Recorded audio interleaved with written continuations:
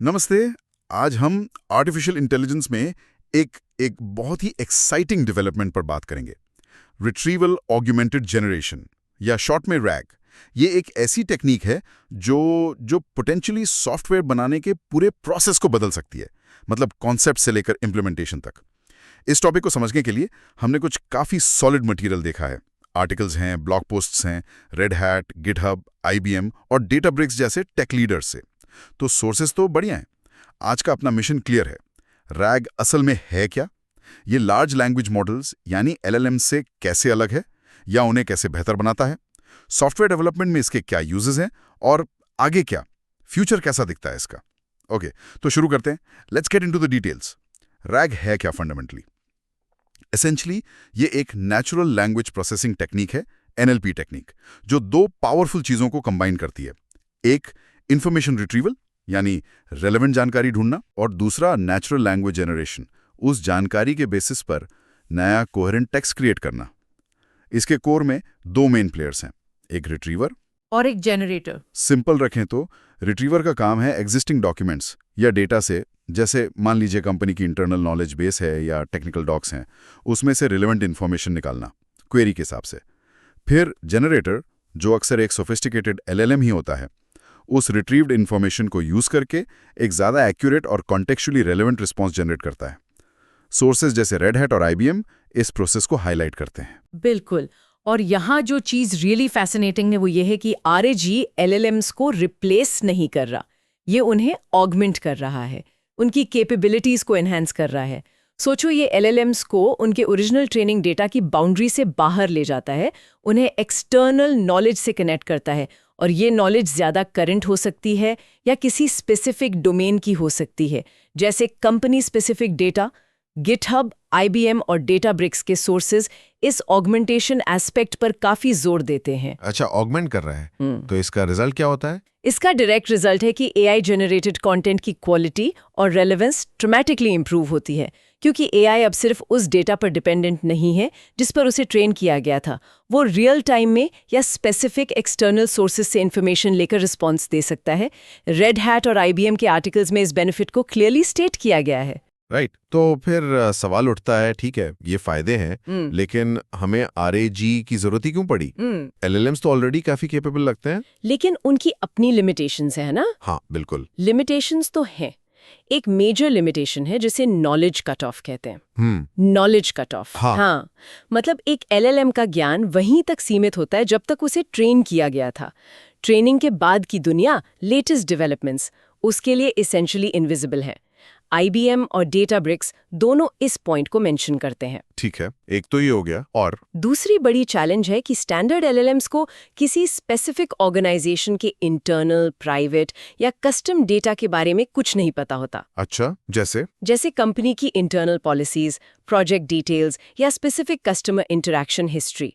Databricks और IBM के sources इस गैप को पॉइंट आउट करते हैं।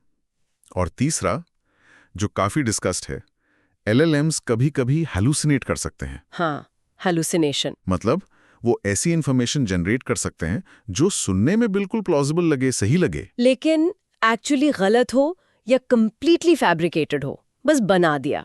IBM और डेटाब्रिक्स इस रिस्क को एक्नॉलेज करते हैं। राइट। तो ये तीन बड़ी लिमिटेशंस हो गई। एग्जैक्टली। और इफेक्टिव AI एप्लीकेशंस बनाने के लिए, स्पेशली एंटरप्राइज एनवायरनमेंट्स में, ये क्रूशियल है कि मॉडल्स कस्टम, डोमेन स्पेसिफिक और बिल्कुल up to date information access कर सकें। इमेजिन करो एक कस्टमर सपोर्ट बॉट जिसे कंपनी की लेटेस्ट प्रोडक्ट रिटर्न पॉलिसी पता होनी चाहिए। हाँ, बिल्कुल। या एक इंटरनल HR बॉट जिसे एम्प्लॉइज के स्पेसिफिक बेनिफिट्स रिलेटेड क्वेश्चंस का जवाब देना है based on current company guidelines. Databricks और IBM इस नीड को एम्फेसाइज करते हैं। और यहाँ RAG पिक्चर में आता है एज अ सोल्यूशन। करेक्ट। ये एसेंशियली LLMs को एक लाइफलाइन देता है रियल टाइम एक्सटर्नल डेटा तक पहुंचने के लिए। ये LLMs को लाइब्रेरी में बंद ब्रिलियंट स्टूडेंट्स की तरह नहीं रखता, बल्कि उन्हें एक रियल टाइम इंटरनेट कनेक्शन और कंपनी के प्राइवेट नोट्स दे देता है। फंडामेंटली बदल देता है कि वो क्या अचीव कर सकते हैं। हाँ, स्पेसिफिकली RAG हेल्यूसिनेशंस का रिस्क कम करता है। कैसे? क्योंकि ये रिस्पॉन्सेज को फैक्चुअल करंट डेटा पर ग्राउंड करता है।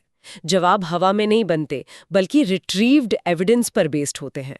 डेटाब्रिक्स और IBM इस ग्राउंडिंग बेनिफिट को हाईलाइट करते हैं। Grounding, interesting. और शायद सबसे इम्पोर्टेंट बात, स्पेशली एंटरप्राइज के लिए, RAG LLMs को डोमेन स्पेसिफिक इंफॉर्मेशन एक्सेस करने देता है, जैसे इंटरनल कंपनी विकीज या डेटाबेसेस। बिना मॉडल को बार बार कॉस्टली रीट्रेनिंग ला फाइन ट्यूनिंग किए। ये फ्लेक्सिबिलिटी और कॉस्ट इफेक्टिवनेस बहुत बड़ा प्लस है।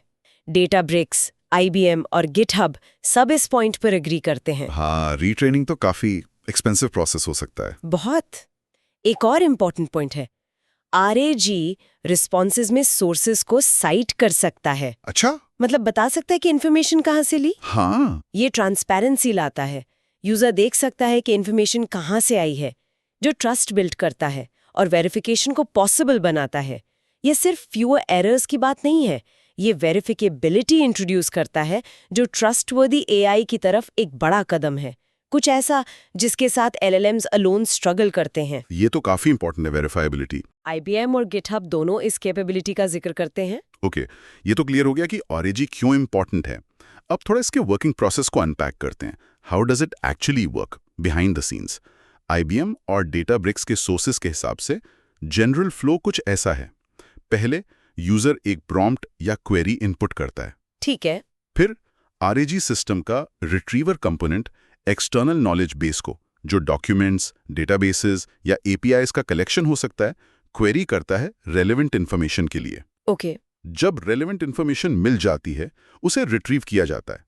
फिर सिस्टम इस रिट्रीव्ड इन्फॉर्मेशन को ओरिजिनल प्रॉम्प्ट के साथ स्मार्टली कंबाइन करके एक नया ऑगमेंटेड प्रॉम्प्ट बनाता है। Augmented prompt. हाँ, फाइनली जनरेटर LLM इस इंफॉर्मेशन रिच ऑगमेंटेड प्रॉम्प्ट को यूज करके फाइनल रिस्पॉन्स जनरेट करता है। Got it. तो ये फ्लो है, लेकिन इस प्रोसेस को इनेबल करने में वेक्टर डेटा और एम्बेडिंग्स का क्रूशियल रोल है, राइट? हाँ, ये टर्म्स काफी सुनने में आते हैं, वेक्टर डेटा, एम्बेडिंग्स। क्या है ये? देखिए, टेक्स्ट डेटा जैसे कोड स्निपेट्स, डॉक्यूमेंट्स, PDFs को न्यूमेरिकल रिप्रेजेंटेशंस में कन्वर्ट किया जाता है, जिन्हें वेक्टर्स कहते हैं।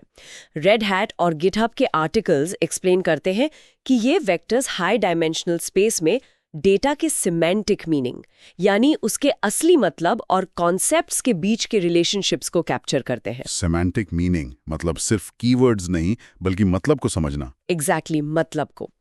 ये वेक्टर्स फिर वेक्टर डेटाबेसेस में स्टोर किए जाते हैं। जब यूजर क्वेरी करता है तो क्वेरी को भी एक वेक्टर में कन्वर्ट किया जाता है। फिर डेटाबेस में इस क्वेरी वेक्टर के नियरेस्ट नेबर्स को ढूंढा जाता है, यानी वो वेक्टर्स जो सिमेंटिकली सिमिलर हैं। Nearest neighbours. हाँ, ये सिर्फ कीवर्ड मैचिंग से कहीं ज्यादा पावरफुल है। इमेजिन करो कंसेप्ट्स को एक मैप पर पॉइंट्स की तरह। एम्बेडिंग्स कोशिश करते हैं सिमिलर कंसेप्ट्स को मैप पर पास पास रखने की। तो डेटाबेस कनेक्शन एरर शायद नेटवर्क टाइम आउट इशू के पास होगा इस मीनिंग मैप पर, allowing the retriever to find truly relevant information. Interesting analogy, map वाली। रेड हैट, IBM और डेटाब्रिक्स सब इस टेक्नोलॉजी पर डिटेल देते हैं। अच्छा, एक और टर्म जो अक्सर सुनने में आता है वो है चंकिंग। इसका क्या रोल है? हाँ, चंकिंग इंपॉर्टेंट है। देखिए, लार्ज डॉक्यूमेंट्स को प्रोसेस करने से पहले उन्हें छोटे मैनेजेबल पीसेस या चंक्स में ब्रेक किया जाता है। चंक्स में ब्रेक करना क्यों? ऐसा इसलिए करते हैं ताकि LLM की कॉन्टेक्स्ट विंडो, यानी वो अमाउंट ऑफ डेटा जिसे LLM एक साथ प्रोसेस कर सकता है, पर ज्यादा लोड ना पड़े और रेलेवेंट इंफॉर्मेशन इफेक्टिवली रिट्रीव हो सके। सही चंक साइज चूज करना एक इंपॉर्टेंट ऑप्टिमाइजेशन स्टेप है। IBM और डेटाब्रिक्स दोनों इस पर डिस्कशन करते हैं। तो कॉन्टेक्स्ट विंडो की लिमिटेशन को मैनेज करने के लिए गॉट इट। तो अगर समराइज करें कि कंपोनेंट्स हो गए knowledge base, external data source, retriever जो सर्च करता है, इंटीग्रेशन लेयर जो प्रोसेस को कोऑर्डिनेट करता है और ऑगमेंटेड प्रॉम्प्ट बनाता है, और जनरेटर LLM जो फाइनल आउटपुट देता है। हाँ, IBM का सोर्स इन कंपोनेंट्स को ऐसे ही लिस्ट करता है। परफेक्ट। अब आते हैं सॉफ्टवेयर डेवलपमेंट पर। आजकल का सॉफ्टवेयर लैंडस्केप काफी कॉम्प्लेक्स है। Cloud native architectures, AML integration, DevOps culture, security concerns तो हमेशा रहते हैं। टेक्निकल डेट का इशू और टेक्नोलॉजीज इतनी तेजी से बदल रही हैं। हाँ, काफी डायनामिक है सब कुछ। गिटहब का एक आर्टिकल इस कॉम्प्लेक्सिटी को अच्छे से कैप्चर करता है। ऐसे में RAG डेवलपर्स के लिए एक पोटेंशियल गेम चेंजर कैसे हो सकता है? हाँ, पोटेंशियल तो काफी है। तो ये थ्योरी की बात हुई, लेकिन एक डेवलपर के लिए इसका रियल वर्ल्ड मीनिंग क्या है? सॉफ्टवेयर बनाने के डे टू डे काम में RAG कहाँ फिट होता है? देखते हैं कुछ स्पेसिफिक यूज केसेस जो सोर्सेज में मेंशन किए गए हैं। ओके। पहला, ऑब्वियसली इन्फॉर्मेशन रिट्रीवल।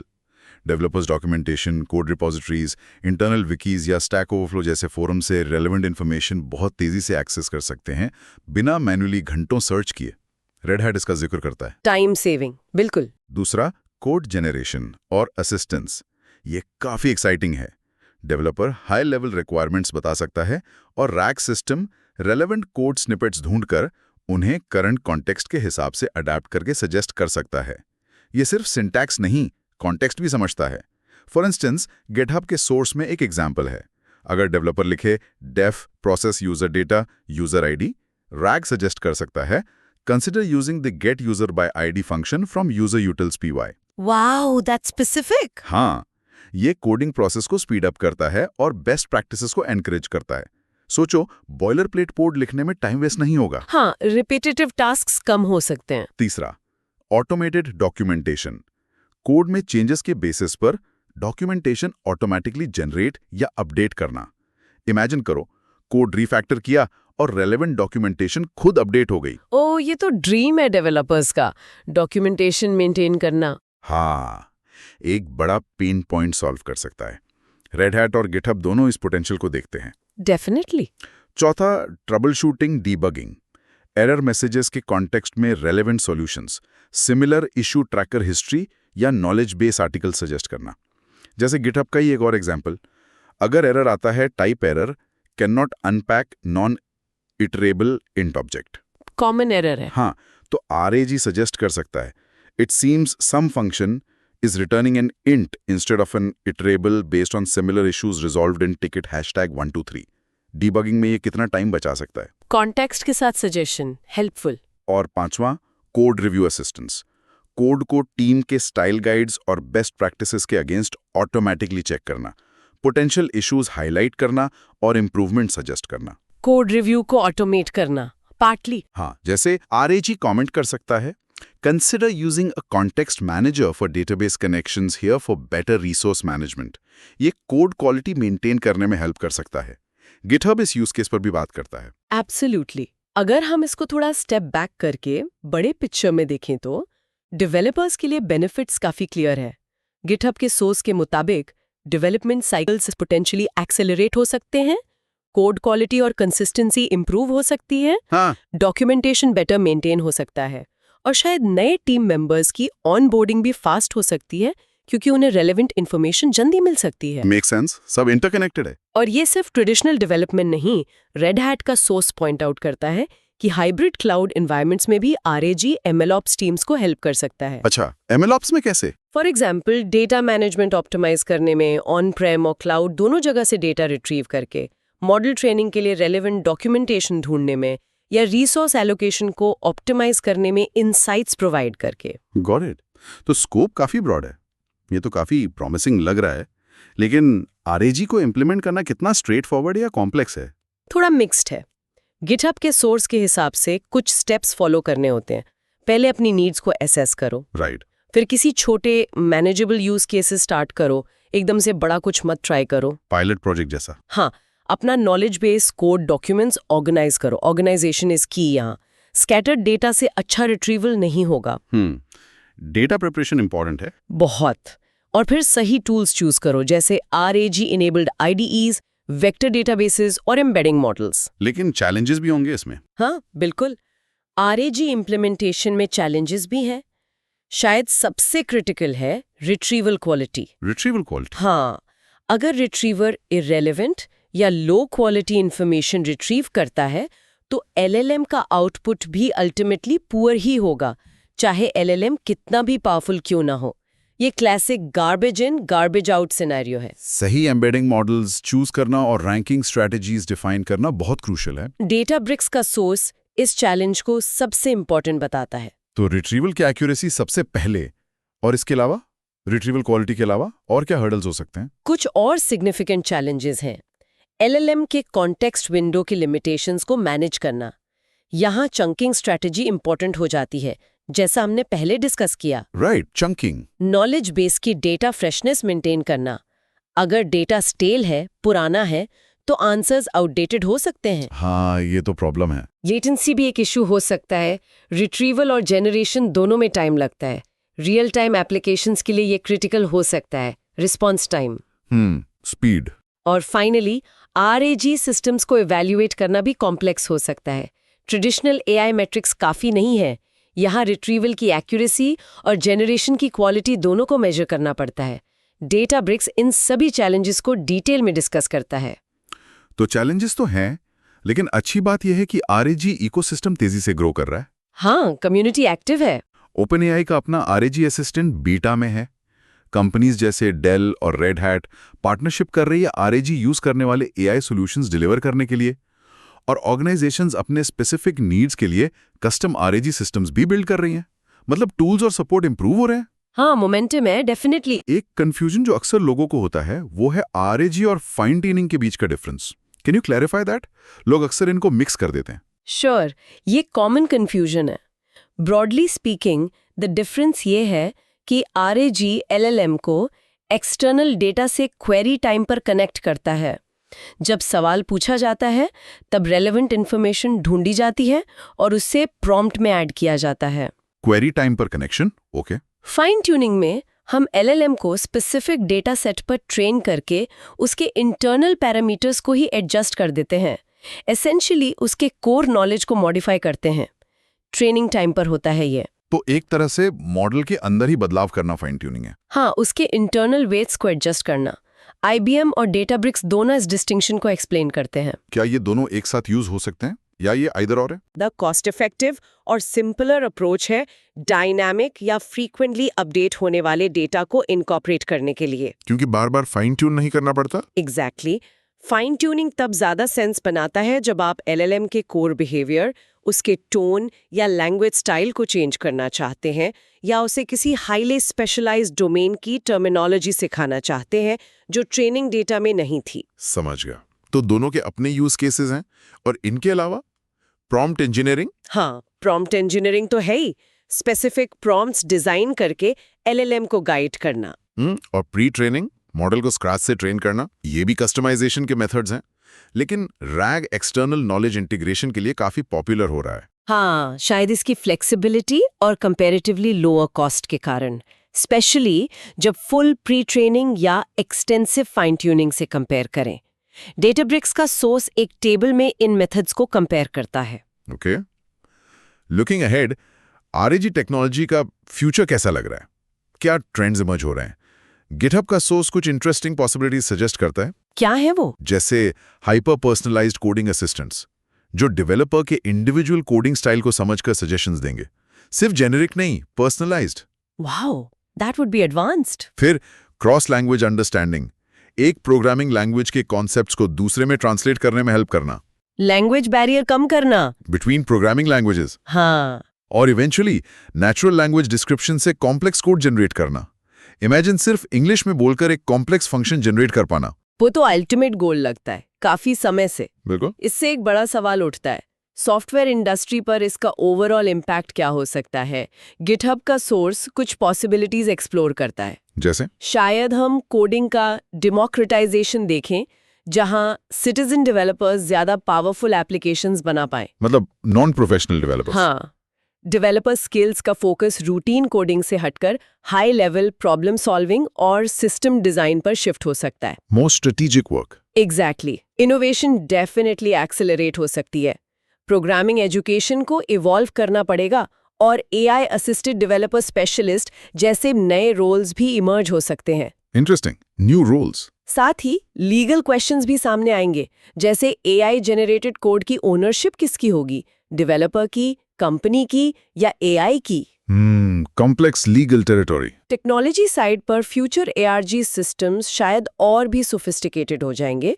डेटाब्रिक्स के सोर्स के मुताबिक हम देख सकते हैं हाइब्रिड आर्किटेक्चर्स। हाइब्रिड मतलब जो RAG को structure data sources like databases और APIs के साथ कंबाइन करेंगे, सिर्फ अनस्ट्रक्चर्ड टेक्स्ट नहीं। ओके।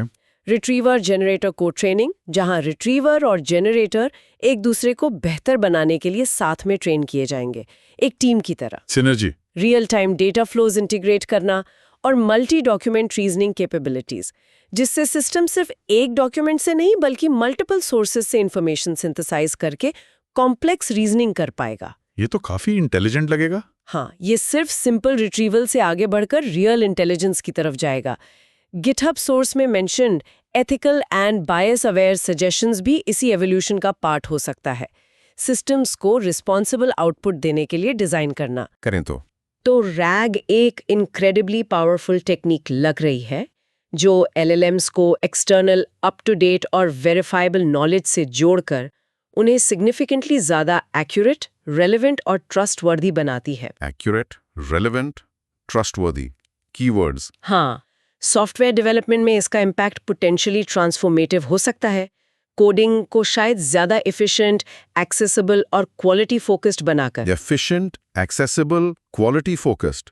और ये हमें एक थॉट प्रोवोकिंग पॉइंट पर लाता है, एक सवाल जो लिसनर्स के लिए भी है शायद। क्या? अगर RAG AI को स्पेसिफिक वेरीफाइबल डेटा में ग्राउंड कर सकता है, तो ये हमारे AI सिस्टम्स पर ट्रस्ट करने के तरीके को कैसे बदल सकता है? सिर्फ कोडिंग में ही नहीं, बल्कि हर तरह की इंफॉर्मेशन एक्सेस करने में, रिसर्च में, डिसीजन मेकिंग में। ट्रस्ट कैसे बढ़ेगा? क्या इससे इंफॉर्मेशन की अकाउंटेबिलिटी के नए स्टैंडर्ड्स इमर्ज हो सकते हैं, जहां AI जनरेटेड कंटेंट को उसके सोर्स डेटा से इजीली ट्रेस और वेरीफाई किया जा सके? अकाउंटेबिलिटी और वेरीफाइबिलिटी। हाँ, इस पर जरूर सोचिए।